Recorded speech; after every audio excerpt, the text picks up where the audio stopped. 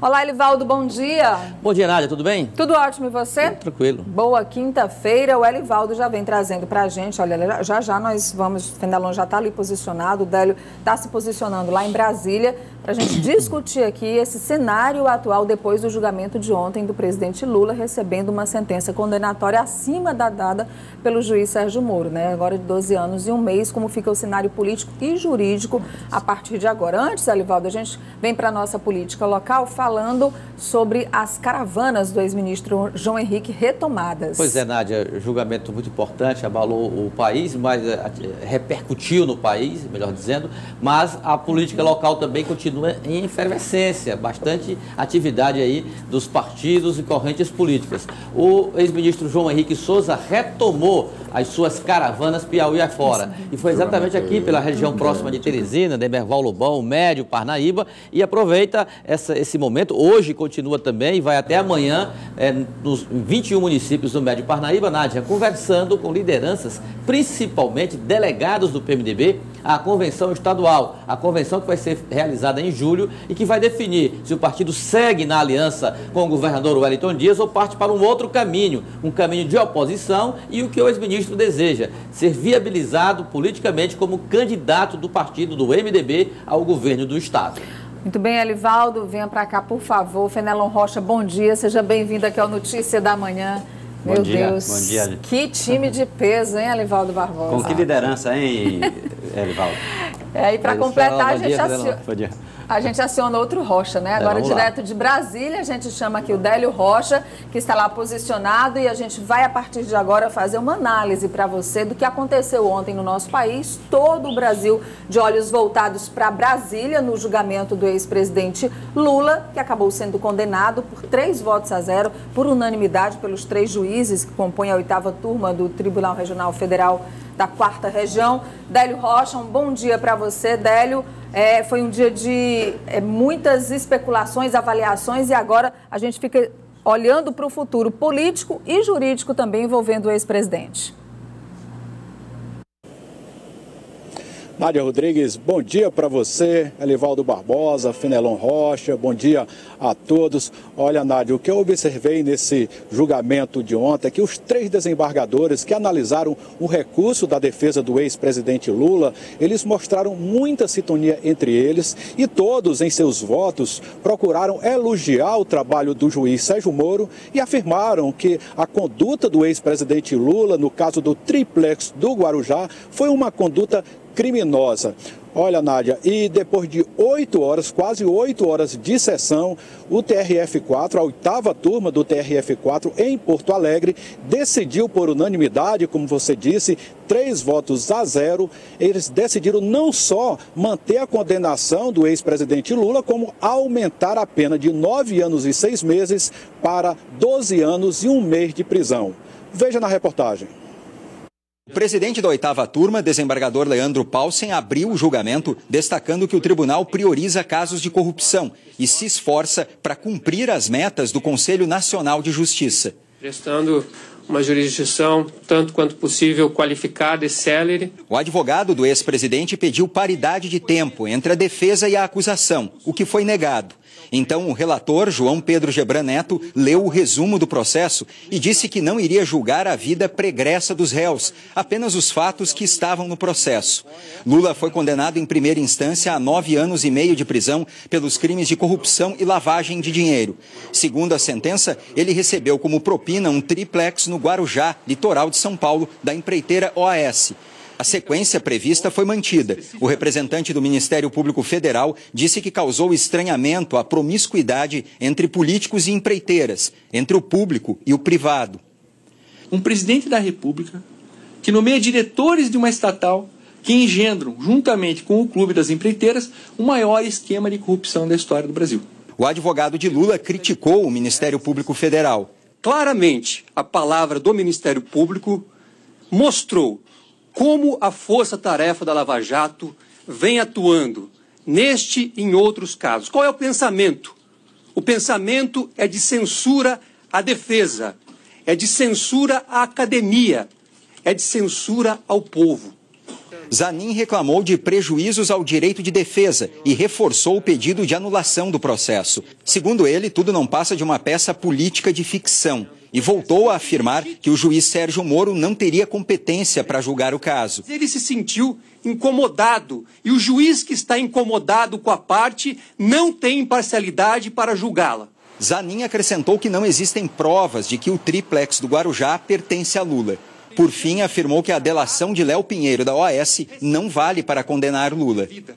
É necessário haver a prova, a demonstração do nexo entre a função pública e o recebimento de suposta vantagem indevida. O triplex não é do ex-presidente Lula. Todos nós sabemos que o triplex pertence e sempre pertenceu à OAS Empreendimentos. O ex-presidente jamais recebeu as chaves, jamais passou um dia e jamais passou uma noite. Não há nada que se possa demonstrar que ele recebeu esta propriedade. Gebran rebateu ponto por ponto as alegações da defesa. Rejeitou todas elas, inclusive o pedido da defesa para considerar Sérgio Moro sem competência de julgar o caso. Não há ilegalidade na decisão do juiz de primeiro grau no que diz respeito à prescindibilidade das provas requeridas. Depois de 3 horas e 20 minutos, Gebran Neto concluiu o voto mantendo a condenação de Lula e aumentou a pena para 12 anos e 1 mês. O relator disse ter convicção de que o triplex e as reformas feitas no imóvel constituem atos de corrupção pessoal e autônoma. Eu considero, no caso, a culpabilidade extremamente elevada. Trata-se de ex-presidente da República que recebeu valores em decorrência de função que exercia e do esquema de corrupção que se instaurou durante o exercício do mandato, com a qual se tornara tolerante e beneficiário.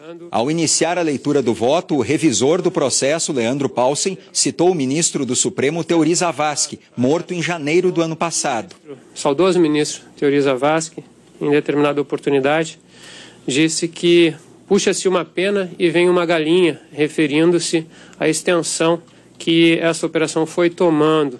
O desembargador disse que o processo trata de crime organizado envolvendo a estrutura do Estado. Paulsen lembrou que o ex-presidente Lula é julgado por leis criadas durante o governo do Partido dos Trabalhadores e acrescentou: a lei é para todos.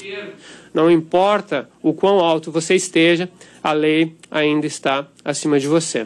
O desembargador reforçou o que disse o relator de que existem provas e manteve a condenação por 12 anos e 1 mês de prisão. O último a votar, o desembargador Victor Laus, acompanhou os colegas e concordou com o aumento da pena. Sua Excelência, em algum momento, perdeu o rumo. A verdade era essa. Ele passou a confundir as suas atribuições de primeiro mandatário desse país, talvez com aquelas que no passado lhe conferiam a presidência da agremiação partidária. Bom, então vamos aqui conversar com o Délio Fenelon e o Elivaldo. Fenelon, os desembargadores pareciam tentar explicar de uma forma muito didática até para a população os votos atribuídos para a condenação do ex-presidente Lula. Nádia, a justiça apanhou muito e apanhou calada nesses últimos meses. O PT fazendo um discurso dizendo que a justiça era parcial e que não tinha prova.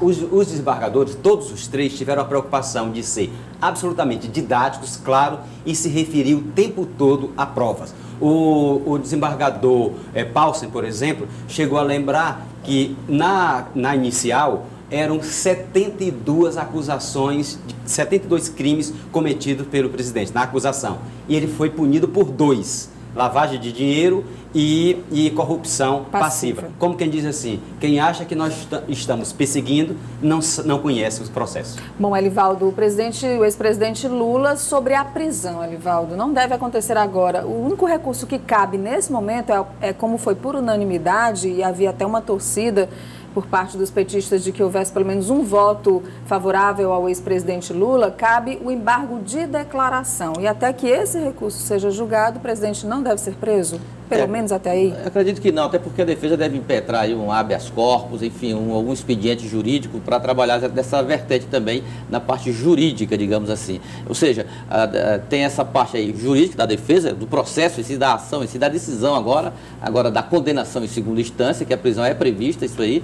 Agora, a outra vertente é exatamente a política, porque a decisão de ontem sepulta a candidatura do ex-presidente Lula na eleição deste ano, de uma vez por todas, porque agora, como é um órgão colegiado, 3 desembargadores, então enquadra-se mesmo com todos os recursos, Fenelon, que com certeza serão questionados nas instâncias superiores, mas o ex-presidente Lula chegará, Nádia, no dia 15 de agosto para registrar a sua candidatura em condições ilegais de conduzi-la até o pleito. Por causa da lei da ficha limpa. Exatamente. Sobre o procedimento imediato, ontem eu conversei com um advogado. Ele disse, olha, o embargo de declaração vai ser basicamente para ganhar um tempo enquanto tramita um pedido de habeas corpus preventivo.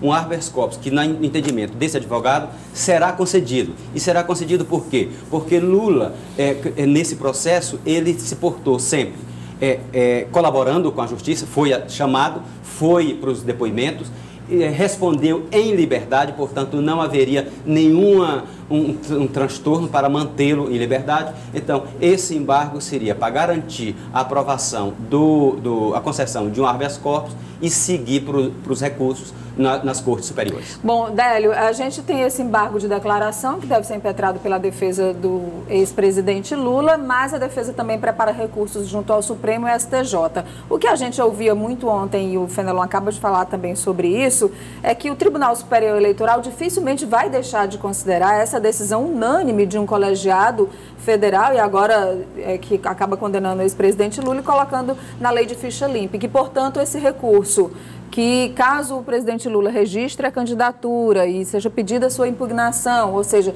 são 20 dias antes do pleito para registrar um novo candidato. Então, seria até o dia 17 de setembro para que o PT trocasse de candidato para essa disputa presidencial. E sobre esses recursos no Supremo e no STJ, Délio, o que eles podem mudar alguma coisa na vida do ex-presidente? Olha, Nádia, ontem os 3 desembargadores, eles já sinalizaram que podem pedir a prisão do ex-presidente Lula após todos os recursos serem esgotados no tribunal, no caso, no TRF da 4ª Região. E talvez prevendo isso, o advogado do ex-presidente Lula, Cristiano Zanin, já disse que vai recorrer ao STF, até como o Fenelon aí colocou, já pedindo um habeas corpus preventivo. E esse habeas corpus deve sim ser concedido ao ex-presidente Lula. E ontem, Nádia, o ministro Marco Aurélio Mello, do Supremo Tribunal Federal, disse que dificilmente o ex-presidente Lula será preso antes desse processo ir para as instâncias superiores. Ele disse que existe uma jurisprudência do Supremo Tribunal Federal determinando que, após a condenação em segunda instância, que o réu deve ser preso, mas que isso não deve acontecer nesse momento, porque até existe um movimento no Supremo Tribunal Federal, nesse momento, nas palavras do ministro, que evolui aí para um novo entendimento que faça com que a prisão aconteça só depois que a condenação acontece na última instância. E esse novo entendimento pode beneficiar o ex-presidente Lula. E, enquanto isso, Nádia, a estratégia do PT é continuar protelando, recorrendo, porque isso vai garantindo tempo ao ex-presidente Lula e também garantindo uma estratégia política para o PT nas eleições deste ano. O PT teme minguar muito nessas eleições, a bancada do PT hoje é de 57 deputados, ele começou essa legislatura com 68, logo em seguida ganhou 70 e agora tem 57. E muito da imagem do PT está ligada à imagem do ex-presidente Lula, um presidente que conseguiu, na sua primeira eleição, em 2002, eleger uma bancada de 91 deputados federais. Avançando um pouco, em 2010 essa bancada caiu um pouco para 86 deputados e agora, na próxima eleição, o PT teme minguar muito. Por isso que a estratégia é, então, fazer com que o presidente Lula continue como candidato do partido. Ontem, após o julgamento, o PT já disse isso, inclusive vai formalizar o nome de Lula como candidato em uma reunião hoje da Executiva Nacional do partido, Nádia. Délio Rocha, e no Twitter, o julgamento do ex-presidente Lula, Fenelon e Alivaldo chegou ao Trend Topics, que é aquele assunto mais comentado dos tweets. Então, vamos ver aí... Inclusive nos Estados Unidos, onde temas externos nunca são muito comentados. Pois é, mas como é um tema, né, muito importante para o Brasil, a comunidade internacional, digamos assim, também ficou de olho ontem no nosso país. Vamos ver aí algumas publicações de algumas personalidades e algumas muito ligadas aí ao ex-presidente Lula. Aí a foto de quem? Jair Bolsonaro, comemorando na hora que um dos desembargadores proferia o seu voto ontem no TRF, comemorando esse sinal de positivo. Ele que está em segundo lugar nas pesquisas para a presidência da República. Nós temos aí também a publicação da presidente nacional do PT, a senadora Gleice Hoffmann, que disse que o corporativismo sobrepôs a Constituição, a legalidade, a democracia, sustentando o golpe e os interesses da elite brasileira. Quem também tuitou foi a ex-presidente Dilma Rousseff. Lutar sempre, continuar lutando. Vamos garantir o direito de Lula a concorrer à presidência da República nas ruas, em todos os recantos e cidades do Brasil. Aí tem também uma nota à imprensa e tem lá na página do presidente Lula pelo Brasil, ele disse: eu tenho que avisar a elite brasileira, esperem, porque nós vamos voltar. Esse país vai provar que o povo pobre nunca foi problema. O povo pobre é a solução. Elivaldo, estava prevista já para hoje o lançamento da pré-candidatura do ex-presidente Luiz Inácio Lula da Silva. Será que acontece? Sim, Nádia. Em São Paulo, o Diretório Nacional do Partido, presidido pela senadora Gleice Hoffmann, deve ter essa reação política. É mais uma reação política natural, até legítima, que seria tomada. Ou seja, vai ser o lançamento da pré-candidatura do ex-presidente Lula à presidência da República. Quer dizer, ratificar o lançamento, né, Fenelon? Porque já mais de um ano já estava aí nas ruas, inclusive. Agora, no aspecto prático, o PT tem esse embaraço jurídico enorme que dificilmente ele será resolvido até a eleição. Ou seja, se o PT não pensava em outros planos somente na candidatura do ex-presidente Lula, ele agora tem que pensar e trabalhar muito nessa direção. A gente falava aqui de Jair Bolsonaro, já lá na corrida presidencial, o Fenelon comentava aqui que a partir de agora o PT, que sempre falou que não tem plano B, vai começar a trabalhar um plano B. Porque o alfabeto do PT se restringia à letra L, agora vai ter que buscar outras letras. Começar com Jacques Wagner, ex-governador da Bahia. F.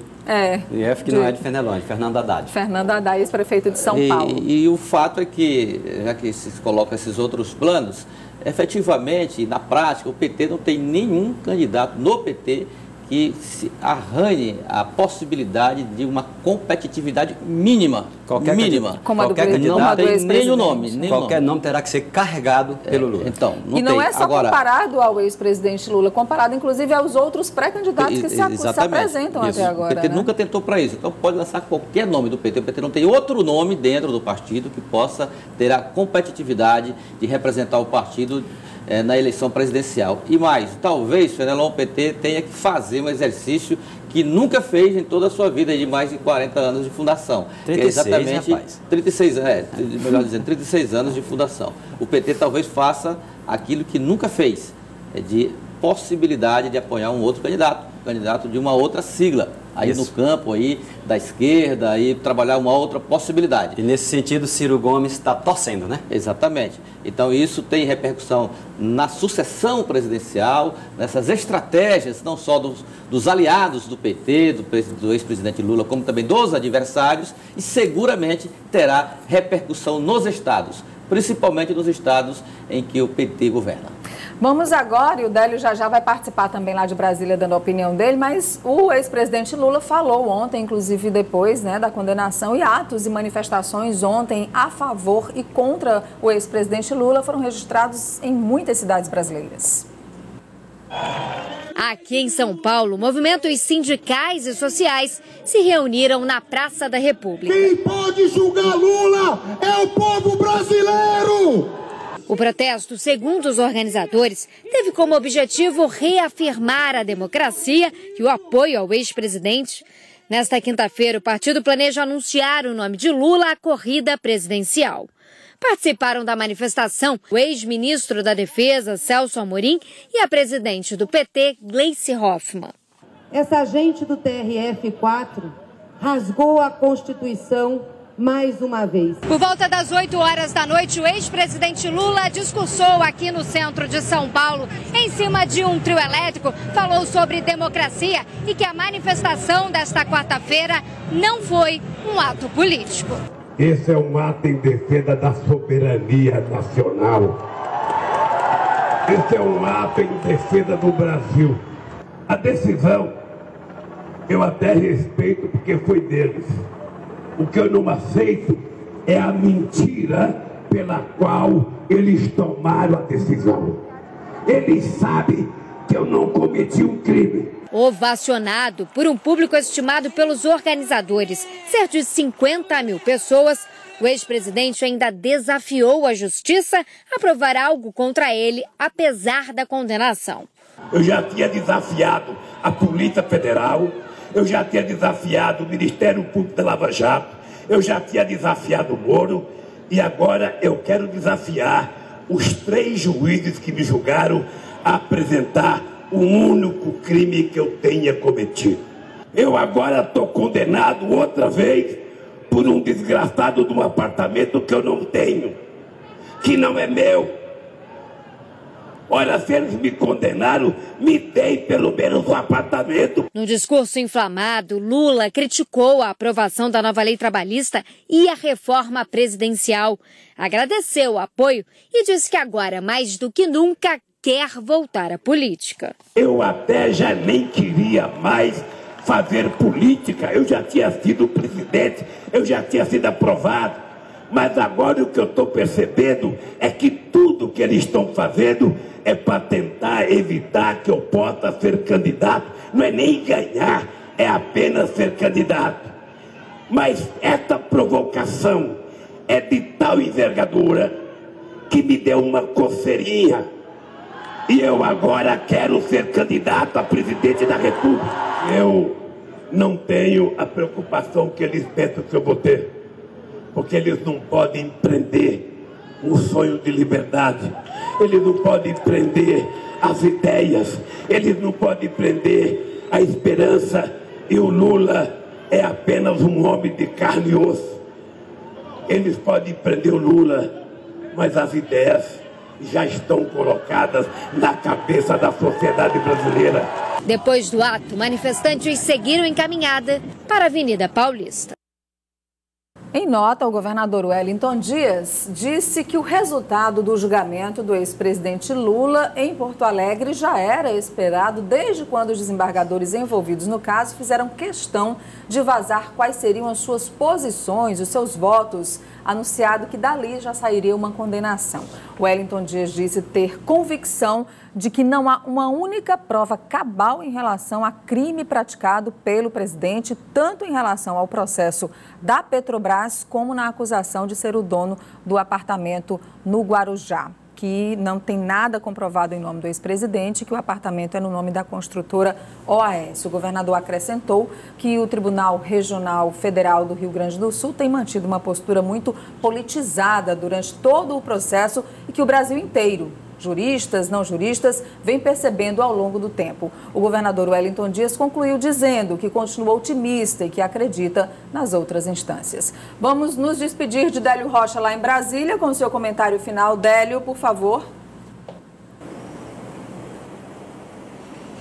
Olha, Nádia, o PT, eles vai insistir ainda no nome do ex-presidente Lula para presidente da República, mesmo sabendo que sua candidatura possa ser impedida, porque o PT não tem realmente um plano B, alguém que possa capitalizar, né, os votos dos brasileiros, a alegria, né, a empolgação que o Lula termina passando para uma boa parte do eleitorado brasileiro. A gente pode dizer, Nádia, que o Lula, para muitos brasileiros, é visto como dois lados de uma moeda, né? Por um lado, é um ex-presidente que foi condenado aí já em primeira e segunda instâncias por supostos crimes de lavagem de dinheiro e corrupção passiva, e por outro tem brasileiro que vê o ex-presidente Lula no retrovisor como um presidente de um Brasil que teria dado certo, né? Então isso o PT sabe que está ligado à imagem do ex-presidente Lula, pode render ainda, mesmo condenado, mais votos do que apoiar aí um outro candidato. Ele sabe que após a condenação de ontem, dificilmente essa candidatura de Lula vai vingar, mas o partido entende que é importante manter o nome de Lula vivo, até para fazer com que o PT tenha um discurso mais forte e possa garantir uma representação grande na Câmara dos Deputados, que hoje a tendência é que ela diminua muito, né, nas próximas eleições. E o PT não quer minguar e, por enquanto, insiste então nessa candidatura do ex-presidente Lula, Nádia. É isso mesmo, Délio. Fenelon, por favor. Aqui no Piauí é provável que a bancada não diminua, mas com certeza o PT vai ter que se esforçar muito, porque qualquer candidato que o PT vai buscar vai ser um candidato que o Lula vai ter que colocar, como diz assim no interior, na cacunda. Vai ter que carregar nos braços. Vai ter que carregar nos braços. E na cacunda também. Ele já fez isso com a Dilma, só que numa situação diferente. Vai tentar fazer como vítima com qualquer outro nome que o PT venha a escolher. Elivaldo, vou pedir a última de hoje, por favor. Olha, Nádia, e a situação também, vamos saber como vai se comportar no âmbito da política local, na eleição, pelo poder no estado do Piauí. Essa decisão sendo tomada não é a mesma coisa, digamos assim, que o presidente Lula sendo candidato, o governador Wellington Dias candidato à reeleição. Esse é um quadro. Qualquer uma outra situação nacional repercute aqui no estado também, vai obrigar do lado do governo realinhar as suas estratégias e a oposição também da mesma forma. Vamos saber, por exemplo, se essa situação pode repercutir ou não numa decisão do prefeito de Teresina, que publicamente sempre tem dito que um cenário é o cenário com Lula presidente, o outro é com Lula fora da disputa. Vamos saber se isso também tem um grau de repercussão significativo do lado das oposições ao governo do estado. Por falar em oposição, você tem informação sobre a movimentação das oposições? Exatamente, Nádia. Ontem, em Oeiras, a primeira capital, o deputado estadual Luciano Nunes, pré-candidato ao governo do estado, participou dos atos cívicos lá pelo 24 de janeiro, mas também fez algumas poses aí que acabam tendo desdobramentos políticos. Aí, por exemplo, é um cenário que para Oeiras é muito bom na expectativa do Luciano, do pré-candidato Luciano Nunes. Ele está ali ao lado de Tupamaros e Bocas Pretas. Aliás, ele está bem ao meio, né? Exatamente, bem ao meio, que são exatamente os dois grupos robustos da política da primeira capital. Os dois nomes do extremo, né? Exatamente. Os extremos aí. No lado da direita, o prefeito José Raimundo com a gravata Fenelon, exatamente da mesma cor de Luciano Nunes. Mera coincidência, eu tenho a impressão. E do outro lado, o deputado estadual Mauro Tapeti, o Tupamaro roxo, daqueles que sempre tem uma posição política bem marcante lá na cidade em Oeiras. E aí, mais próximo a ele, a vice-governadora, a governadora que estava representando o governador no ato ontem lá em Oeiras, Margarete Coelho, e o presidente do Tribunal de Contas do Estado, Olavo Rebelo. Aí, digamos assim, para Oeiras seria uma situação dos sonhos nas pretensões de Luciano Nunes. Obrigada, Elivaldo. Muito obrigada, Fenelon Rocha, que volta lá para o Acorda Piauí, que está no ar com o Joelson Jordani na Rádio Cidade Verde, 105,3. O Piauí Alto Bolson. Gostou do comercial? Muito bom. Você está bem.